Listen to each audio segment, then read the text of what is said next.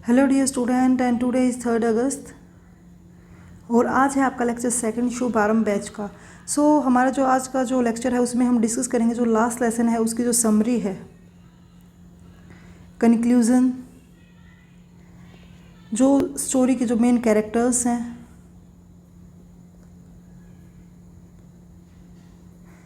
Narrative style, setting और जो important questions हैं वो। हमारा जो प्रीवियस जो लेक्चर था, लेक्चर फर्स्ट था, उसमें हमने जो लास्ट लेसन है उसके जो ऑथर है अल्फोंस जोरेट, उसका जो इंट्रोडक्शन था वो डिस्कस किया था और जो लास्ट लेसन है उसकी जो लाइन टू लाइन जो ट्रांसलेशन है वो की थी। जो HBSC है उसमें जो लास्ट लेसन है उसके जो पैसेज है वो दिया जाता है और उसी में से जो क्वेश्चंस है वो पूछे जाते हैं। इसलिए जो HBSC के जो स्टूडेंट हैं मोस्टली वो अपना जो लास्ट लेसन है या फिर कोई भी जो चैप्टर है फ्लेमिंगो का, उसकी जो लाइन टू लाइन जो रीडिंग है वो ज़रूर करें और जो वर्ड का जो मीनिंग है उसको डीपली एक्सप्लेन करें। और जो बोर्ड स्टूडेंट हैं उनसे रिक्वेस्ट की जाती है या फिर जो इंग्लिश के जो स्टूडेंट हैं उनसे रिक्वेस्ट की जाती है कि आप यदि कोई भी जो चैप्टर है वो पढ़ते हो, चाहे पोएम हो चाहे आपका नोवेल हो, कुछ भी हो, तो आप उसको लाइन टू लाइन रीड करो। उसके बाद उसकी जो समरी है वो खुद से इंग्लिश में उसको बना के देखो ताकि आपकी जो सेंटेंस फॉर्मेशन हो बेटर हो और जो इंग्लिश स्किल्स हैं वो भी इम्प्रूव हो। अभी स्टार्ट करते हैं। जो लास्ट लेसन है उसकी जो समरी है वो और जो बैकग्राउंड है चैप्टर का उसको डिस्कस करते हैं। जो लास्ट लेसन का जो बैकग्राउंड है वो है कि जो पर्शियन सोल्जर्स थे उन्होंने फ्रांस के ऊपर 1870 में अटैक किया और उसी के कारण वॉर हुई जिसमें जो फ्रांस है वो पर्सिया से हार गया क्योंकि जो जर्मनी था उसने जो पर्शियन है उसका सपोर्ट किया था। अब जो फ्रांस के जो दो डिस्ट्रिक्ट हैं एल्सेस और लोरेन, वो जो पर्शियन जो रूलर थे उनके हाथ में आ गई और जो न्यू पर्शियन रूलर्स थे उन्होंने जो फ्रेंच जो टीचिंग है उसके ऊपर बैन लगा दिया और जो अपनी जो खुद की जो लैंग्वेज है उसको इंट्रोड्यूस किया। और जो स्कूल्स हैं उन्हें बोला गया कि जो न्यू लैंग्वेज टीचर है वो कल से आएगा और जो फ्रेंच टीचर्स हैं उनके आज जो लास्ट डे है स्कूल में। इसीलिए ये जो स्टोरी है इसका जो बैकग्राउंड है ये यही है कि जो पर्शियन सोल्जर्स हैं उन्होंने अटैक किया 1870 में और इसी कारण जो फ्रांस है वो उनसे हार गया और जो दो डिस्ट्रिक्ट एल्सेस और लोरेन उनके ऊपर जो पर्शियंस जो रूलर थे उनका अधिकार हुआ और उन्होंने अपनी जो फ्रेंच लैंग्वेज थी, जो किसी भी कंट्री की जो लैंग्वेज होती है वो एक मीडियम होता है अंडरस्टैंडिंग का, कल्चर को शो करती है। वो जो फ्रेंच लैंग्वेज थी वो बैन कर दी गई। अब ये जो स्टोरी है वो कंप्लीट उसी के ऊपर बेस है कि जो पर्शियन सोल्जर्स थे उन्होंने जब अटैक किया फ्रांस के ऊपर और उसका जो रिज़ल्ट आया उसके कारण जो लोग हैं, जो एजुकेशन है वो कैसे अफेक्ट हुई। जो लोग फ्रीडम को एज फॉर ग्रांटेड लेते थे उनके लिए जो फ्रीडम है उनको उनकी जो वैल्यू है वो तब समझ में आई, तब उनके पास वो फ्रीडम नहीं रही। अब जो लास्ट लेसन है उसमें बताया गया है कि जो टीचर है जिसका नाम MML है उसको पता था कि आज उसका जो स्कूल में लास्ट डे है, लेकिन फिर भी उसने अपने जो स्टूडेंट्स हैं उनको जो लास्ट लेसन है वो काफ़ी डिवोशन और सिंसियरिटी के साथ पढ़ाया। अब जो चैप्टर है उसका जो कंक्लूज़न है वो यही है कि जो चैप्टर है वो एक सेंटिमेंटल नोट के ऊपर एंड होता है। मीन्स जो MML था उसने जो बोर्ड है उसके ऊपर लिखा था वाई लव France, means long live France, means अपना जो कंट्री है उसकी जो एग्जिस्टेंस है उसको प्रे किया था कि उसकी जो कंट्री है वो एग्जिस्टेंस में रहे और उसके जो पावर है वो वापस आ जाए। और दूसरी तरफ जो कंक्लूजन उसमें शो किया गया है कि जैसे जो सिटीजन्स हैं एल्सेस के वो काफ़ी डिसअपॉइंटेड थे क्योंकि उनकी जो फ्रीडम है वो उनसे छीन गई थी, लेकिन दूसरी तरफ ये जो इसका जो अफेक्ट है वो दोनों तरफ से हुआ। एक तरफ तो वो काफ़ी डिसअपॉइंटेड थे उनकी फ्रीडम छीन जाने के लिए और दूसरी तरफ उनको रियलाइज़ हुआ कि जिस फ्रीडम को वो इतना फॉर ग्रांटेड लेते थे वो अब उनके पास नहीं है, तो उनके लिए उसकी वैल्यू क्या है। मीन्स जब उनके पास वो चीज़ थी तब उन्होंने उसकी वैल्यू है वो नहीं की, लेकिन जब वो उनके पास नहीं रही तो उनको पता चला कि उसकी इम्पोर्टेंस क्या है। जब उनके पास वो चीज़ नहीं रही तो उनको पता चला कि जो फ्रीडम एंड जो प्रिविलेज है लर्निंग की उसकी क्या वैल्यू है, कि जब आपके पास आपकी खुद की लैंग्वेज नहीं रहती तो उसकी क्या इम्पोर्टेंस होती है। जब उन दोनों चीज़ों को उन्होंने फॉर ग्रांटेड लिया तो जब उनके पास वो नहीं रही तो उनको उनकी वैल्यू पता चली। अब जो स्टोरी है वो जो हाईलाइट करती है वो यही करती है कि जो लैंग्वेज है वो कितनी इम्पोर्टेंट है और जो कल्चरल जो आइडेंटिटी है, मीन्स एक लैंग्वेज है वो कल्चरल जो आइडेंटिटी है उसका भी एक मार्क है और जब वो ये दोनों ही चीज़ें आपके पास नहीं रहती, ना ही आपके पास अपनी लैंग्वेज रहती, ना आप अपनी जो कल्चर है कि जो वैल्यू है उसको भी खो देते हो। मीन्स आप अपने जो ट्रेडिशंस है वो भी फॉलो नहीं कर सकते। और जब ये दोनों ही चीज़ें नहीं रहती तो उसका जो अफेक्ट है, जो इम्पैक्ट है वो क्या पड़ता है। नेक्स्ट जो चीज़ है वो रिग्रेट एंड अप्रिशिएशंस है। मीन्स जब आपके पास वो चीज़ नहीं रहती तो आप रिग्रेट करते हो।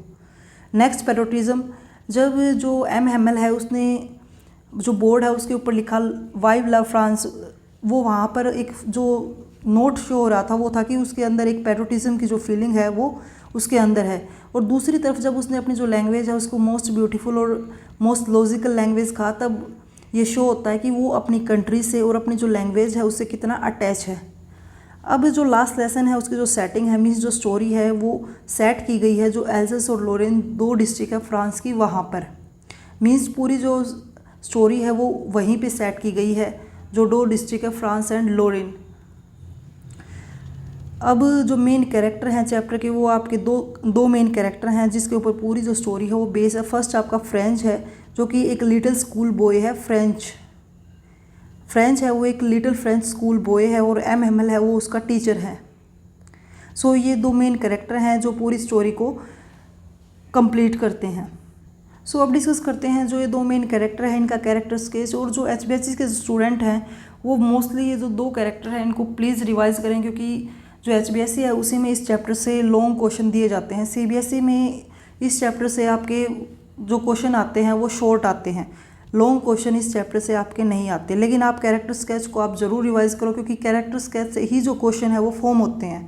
क्योंकि कैरेक्टर स्केच जो स्टोरी है उसका जो 70% जो पार्ट है वो कवर करता है। सो जो स्टोरी है उसमें जो राइटर हैं मीन्स जो अल्फोंस जोडेट है, उन्होंने जो एम हैमल है उसका जो कैरेक्टर है वो काफ़ी सिंपैथी और रिस्पेक्टफुल जो कैरेक्टर है वो शो किया है। मीन्स जो रीडर है वो उसको काफ़ी सिंपैथी की तरह देखते हैं और उसको काफ़ी रिस्पेक्टफुल कैरेक्टर उसको देखते हैं। सो जो एम हैमल है वो एक जो ट्रेडिशनल जो स्कूल टीचर है वो दिखाया गया है, जो कि अपने हाथ में हमेशा अपना जो रूलर है, आयरन रूलर है, वो हमेशा अपने हाथ में रखता है। अब जो फ्रेंच है वो उसकी जो डांट है उससे डरता है, क्योंकि वो एक स्ट्रिक्ट टीचर है जो कि अपने स्टूडेंट्स को ज़्यादातर पढ़ाने की ओर ध्यान देता है। मीन्स यदि उसके टीचर से वो काफ़ी डरता है। अब जो फ्रेंच है क्योंकि वो काफ़ी उससे डरता है इसीलिए वो उसको काफ़ी हेट भी करता है। अब जो एम हैमल है उसके बारे में बताया गया है कि वो उसी स्कूल में 40 ईयर से वहाँ पर सर्व कर रहा है। और जब उसको ये पता चला कि उसका लास्ट डे है स्कूल में एज ए फ्रेंच टीचर, तो भी उसने अपना जो वर्क है वो काफ़ी सिंसियरिटी के साथ कंप्लीट किया और उतनी ही डिग्निटी और सिंसियरिटी के साथ जो स्टूडेंट्स हैं उनको टीच किया। मीन्स जब जो एम हैमल है उसको पता चला कि उसका as a language teacher, French teacher उसका लास्ट डे है, तो उसने अपना जो लास्ट लेसन है वो काफ़ी ईमानदारी के साथ और काफ़ी एक जो रिस्पेक्टफुल जो तरीका है उससे उसको कंप्लीट किया। जो एम हैमल है वो अपनी जो फ्रेंच लैंग्वेज है और जो फ्रांस जो कंट्री है उससे काफ़ी प्यार करता है। और ये दोनों चीज़ें हैं वो प्रूव हो जाती हैं, क्योंकि जब वो फ्रेंच लैंग्वेज को काफ़ी मोस्ट ब्यूटीफुल और लॉजिकल लैंग्वेज बोलता है पूरे वर्ल्ड में से, तो वो शो करता है कि वो अपनी फ्रेंच लैंग्वेज से कितना प्यार करता है। और उसके जो पैट्रियोटिज्म की जो फीलिंग्स है वो शो होती हैं। तब जो बोर्ड है उसके ऊपर वो वाइव लव फ्रांस लिखता है और उस टाइम पे वो काफ़ी इमोशनल होता है। मीन्स वो बोल नहीं पाता, उसकी जगह पे वो जो बोर्ड है उसके ऊपर वो जो गुड बाय का जो साइन लिखता है वो अपनी कंट्री के लिए वहाँ पर लॉन्ग लाइफ है वो विश करता है। जब अपनी जो लैंग्वेज है उसको मोस्ट ब्यूटीफुल और जो लॉजिकल लैंग्वेज वो बता रहा था, तब वो जो वहाँ पर जो सिटीजन्स बैठे हुए थे, पीछे जो ओल्ड पीपल बैठे हुए थे, उनको वो एक इंस्ट्रक्शन देता है कि आपको अपनी जो लैंग्वेज है उसको हमेशा सेफ रखना चाहिए, क्योंकि यही जो लैंग्वेज है वो एक मीडियम होता है कि आप यदि किसी कंट्री के अंडर हो तो वो एक की है, वो एक चाबी का काम करता है कि आप वो जो स्लेवरी, जो आपको एज ए स्लेव ट्रीट करते हैं, जो आपके लिए वो एक जेल है, वहाँ से आप निकल सकते हो। लास्ट में वो जो वाइव लव फ्रांस लिखता है उससे शो होता है कि वो एक उसके अंदर पैट्रियोटिक फीलिंग्स है, वो फ्रांस से काफ़ी प्यार करता है। शॉर्ट में हम कह सकते हैं कि जब हम पूरा जो कैरेक्टर है डिस्कस करते हैं तो हम लास्ट में कह सकते हैं कि जो एम हैमल है वो एक ग्रेट टीचर था। मीन्स उसके अंदर जो टीचर की काफ़ी सारी क्वालिटीज़ थी, उसके साथ साथ वो एक हार्ड वर्किंग टीचर भी था। और यदि ये चीज़ है वो प्रूव हो जाती है जब जो सारे विलेजर्स हैं वो लास्ट लेसन के ऊपर वो उसको रिस्पेक्ट देने आते हैं, उसकी हार्ड वर्क और उसकी सिंसियरिटी को रिस्पेक्ट देने के लिए वो उसके लास्ट लेसन में क्लास में आकर उसको अटेंड करते हैं। सो ये था आपका जो एम हैमल है उसका जो कैरेक्टर स्केच है वो। सो आपसे रिक्वेस्ट है कि जब आप पूरी जो लाइन टू लाइन ट्रांसलेशन कर लेते हैं तो आप समरी और जो कैरेक्टर स्केच है वो आप ज़रूर खुद से बनाएं, ताकि आपको वो ज़्यादा अच्छे तरह से याद रहे और जो ट्रांसफॉर्मेशन है, जो न्यू वर्ड्स हैं, जो वोकेबलरी है, वो भी आपकी इंक्रीज़ हो।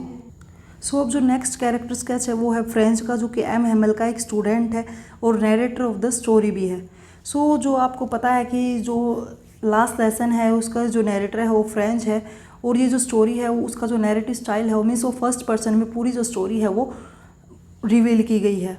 अब जो फर्स्ट पर्सन होता है वो वही होता है जो अपनी जो स्टोरी है वो खुद रिवील करता है। तो फ्रेंच है वो अपना जो लास्ट है स्कूल का जो पूरा वो इन्वायरमेंट वो देखता है, तो वो अपना जो स्टोरी है वो खुद रिवील करता है, इसलिए जो ये स्टोरी है वो फर्स्ट पर्सन में रिवील की गई है। So let us discuss about the character sketch of French. So जो फ्रेंच है वो नरेटर है स्टोरी का, मीन्स वो पूरी जो स्टोरी है वो खुद नरेट करता है, और एक स्टूडेंट है एम हेमल का। अब जो फ्रेंच है वो काफ़ी लेज़ी है, क्योंकि वो स्कूल न जाने की जगह पे उसको जो बाहर का जो इन्वायरमेंट है वो ज़्यादा पसंद आता है। अब चाहे उसमें वो जो पिजियंस हैं उनको देखना उसको पसंद आता हो, या फिर वो जो विंडो सिल से वो बाहर देखता रहता है, उसको जो बाहर का जो इन्वायरमेंट पसंद आता है उसकी तरफ जो अट्रैक्शन है वो। जो बर्ड्स वहाँ पे चिरपिंग कर रहे थे, चहचहा रहे थे, और जो पर्शियन सोल्जर्स वहाँ पे ड्रिलिंग कर रहे थे वो उसको ज़्यादा अट्रैक्टिव लगा, बजाय यदि वो कंपैरिजन करता है जो पार्टिसिपल्स के जो।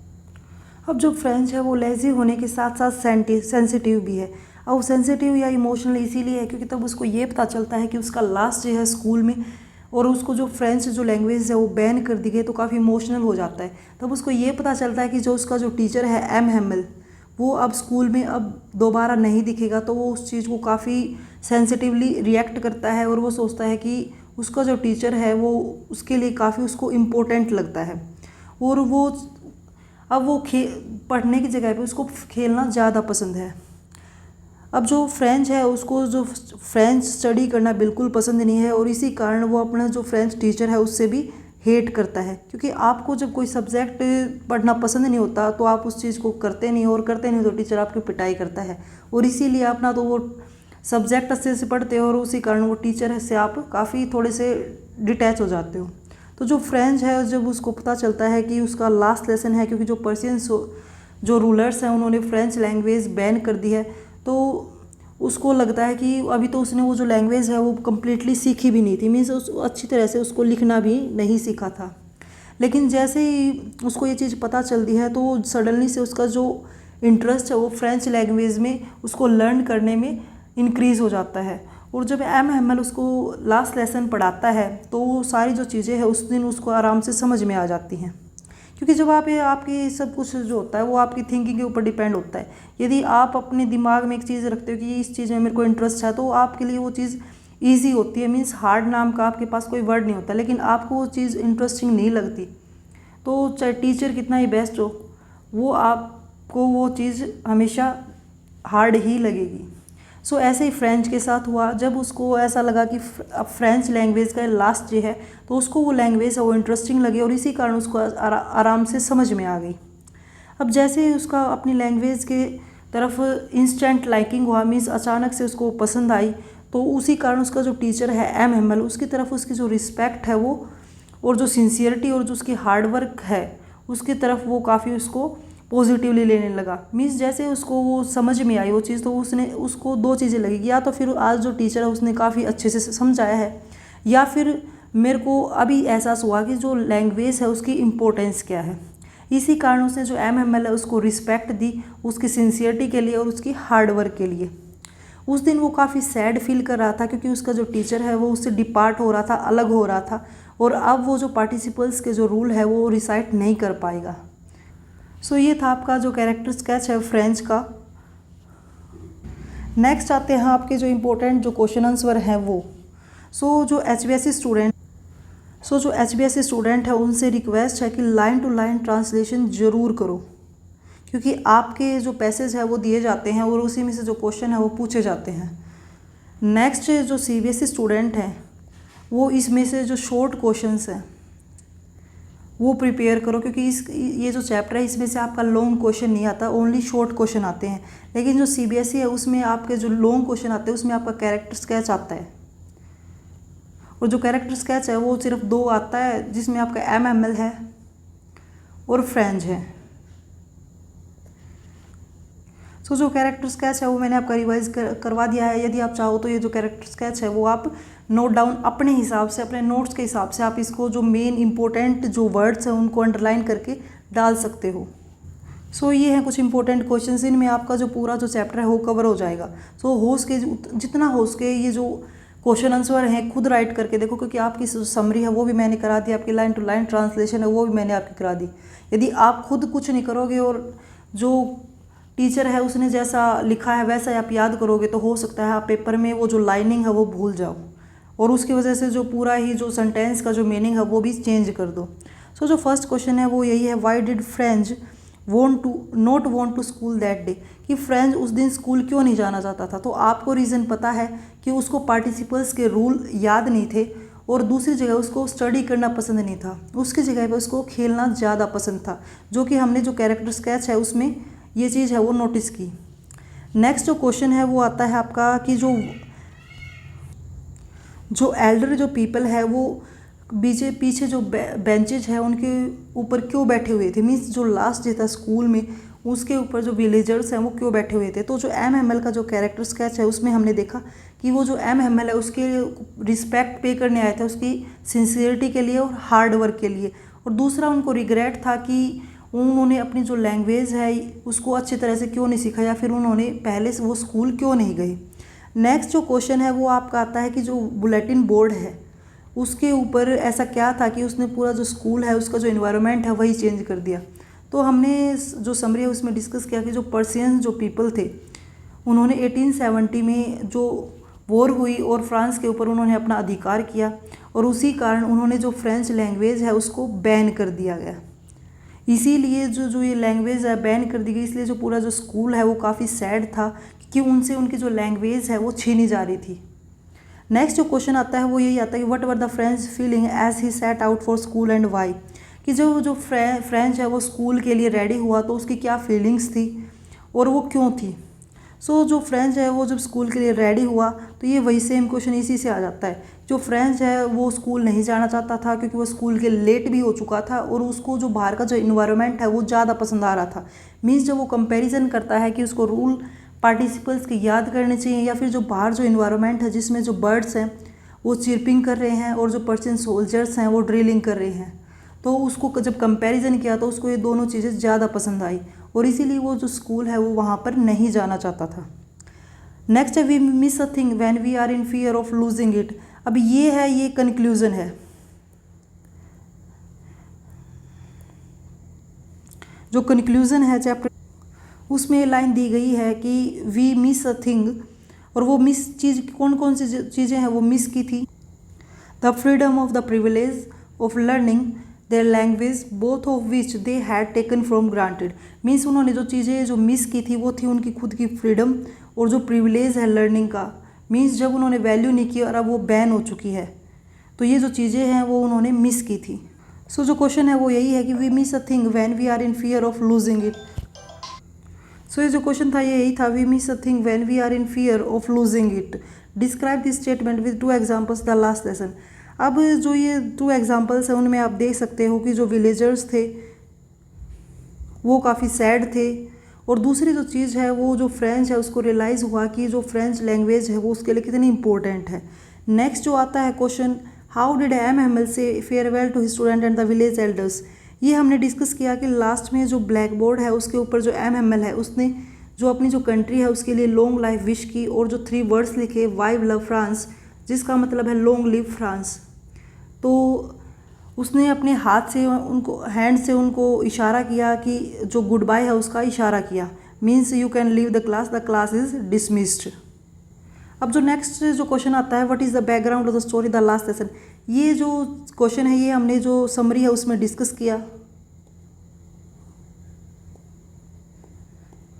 कि जो पर्शियन सोल्जर्स हैं उन्होंने अटैक किया था 1870 में और जो फ्रांस है वो हार गया, इसीलिए जो दोनों डिस्ट्रिक्ट्स हैं एल्जेस और लॉरेन की वो जो पर्शियन जो सोल्जर्स हैं या पर्शियन जो रूलर्स हैं उनके हाथ में चली गई और वहाँ पर जो पर्शियन रूलर्स हैं उन्होंने जो टीचिंग है फ्रेंच की वो सारी जो डिस्ट्रिक्ट है 2 डिस्ट्रिक्ट है एल्सेस और लॉरेन उनमें बंद कर दी। मीन्स यहाँ से लेके यहाँ तक आपका जो बैकग्राउंड बनता है। सो यही था। लास्ट एक जो क्वेश्चन बनता है वो होता है कि जो लास्ट लेसन है उसका जो टाइटल है वो डिस्क्राइब करो। तो जो लास्ट लेसन का जो टाइटल है यदि आप उसको डिस्क्राइब करोगे तो यही होगा कि जो पर्शियन सोल्जर्स उन्होंने अटैक किया 1870 में और फ्रांस हार गया, और हारने के कारण उनकी जो फ्रेंच लैंग्वेज है वो उनसे छीन ली गई, और उसी कारण जो लास्ट लेसन था फ्रेंच लैंग्वेज में वो जो MML टीचर है उन्होंने जो लास्ट लेसन है वो दिया, और वहाँ पर उसी को ट्रिब्यूट, लास्ट लेसन को ट्रिब्यूट देने जो विलेजर्स थे वो बैठे हुए थे। इसी कारण जो चैप्टर है उसका जो टाइटल है वो लास्ट लेसन है वो रखा गया है। सो ये था आपका जो लास्ट लेसन है उसका जो इम्पोर्टेंट जो पॉइंट्स थे वो, और जो मेन क्वेश्चंस थे वो। यदि आप ये जो क्वेश्चंस है यदि आप वो अच्छे से कर लेते तो और जो क्वेश्चंस है वो आपको नहीं करने हैं। ये हो सकता है कि जो क्वेश्चन की जो लैंग्वेज है वो चेंज हो, लेकिन जो आंसर है वो इन्हीं में से मिलेंगे। और जो HBSC के स्टूडेंट हैं, मैं बार बार कह रही हूँ कि जो HBSC के जो स्टूडेंट हैं उनसे रिक्वेस्ट है कि प्लीज़ जो कैरेक्टर स्केच है MML का फ्रेंच का वो ज़रूर करें, और जो पैसेज है वो आपके कवर हो जाएंगे यदि आप लाइन टू लाइन जो ट्रांसलेशन है वो कर लेते हो। सो आज का आपका वर्क यही है कि जो 8 हो जाते हैं, क्योंकि जब आप टाइटल को डिस्क्राइब करते हो। सो जो 8 क्वेश्चंस हैं इनको अपनी जो लैंग्वेज है उसमें ज़रूर लिख के देखें। जो समरी है, जो कैरेक्टर है जो मैंने करवाए हैं, यदि आप चाहो तो ये जो नोट्स है वो आप अपनी जो नोटबुक है उसमें अपने हिसाब से करो, ना कि टीचर के हिसाब से। क्योंकि यदि आप अपने हिसाब से वो जो लैंग्वेज फॉर्मेशन करोगे तो आपको जो स्टोरी है उसको एनालाइज करने में प्रॉब्लम नहीं होगी, और आपका जो इंटरेस्ट है वो और भी इंक्रीज़ होगा।